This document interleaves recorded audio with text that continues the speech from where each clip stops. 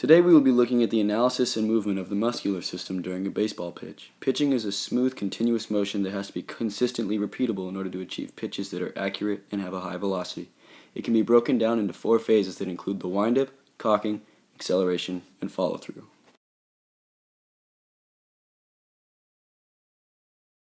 The windup starts the pitching motion and sets a rhythm for the timing of body parts. To begin, both hands are together and the contralateral leg strides while the ipsilateral leg supports the weight transfer. The body then rotates 90 degrees as the pelvis rotates towards the throwing shoulder. The primary mover is the quadriceps femoris, which attaches at the anterior surface of the femur and the anterior side of the medial and lateral intermuscular septa, inserting at the tibial tuberosity of the patellar ligament and extends the knee.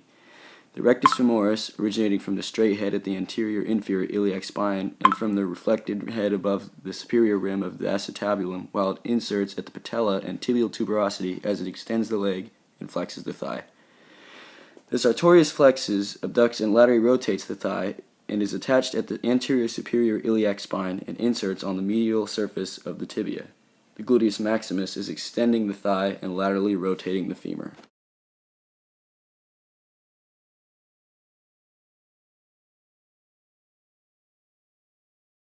Cocking begins when the hands separate and ends when abduction and maximum lateral rotation of the shoulder is achieved.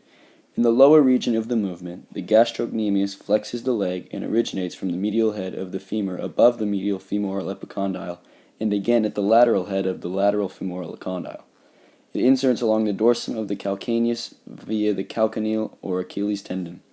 The tibialis anterior inverts and dorsiflexes the foot as it inserts at the medial surface of the medial cuneiform and the first metatarsal, where it also attaches to the lateral tibial console and the upper lateral surface of the tibia. On the upper portion of the body, the deltoid abducts the arm, anterior fibers flex and medially rotate the arm while posterior fibers extend and laterally rotate the arm.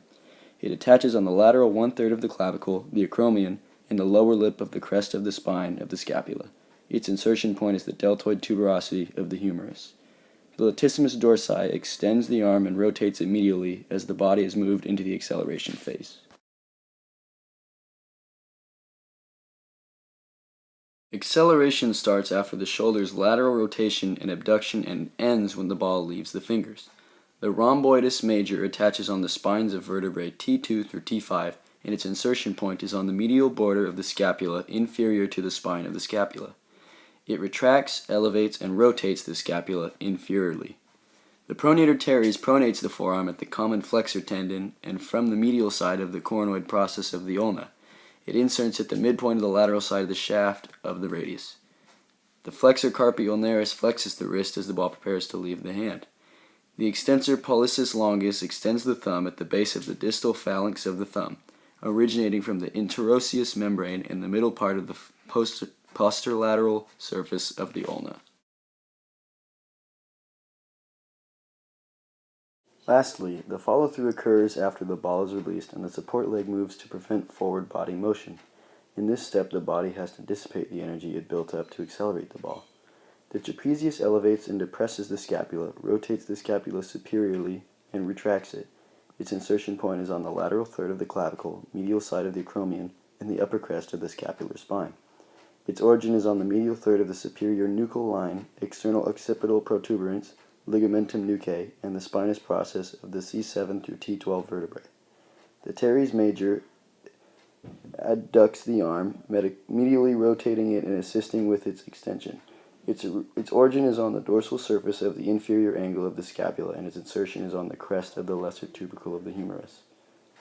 The external abdominal oblique holds the force of the action and originates on the lower 8 ribs, and its insertion point is along the linea alba, the pubic crest and tubercle, the anterior superior iliac spine, and the anterior half of the iliac crest as it flexes and laterally bends the trunk of the body.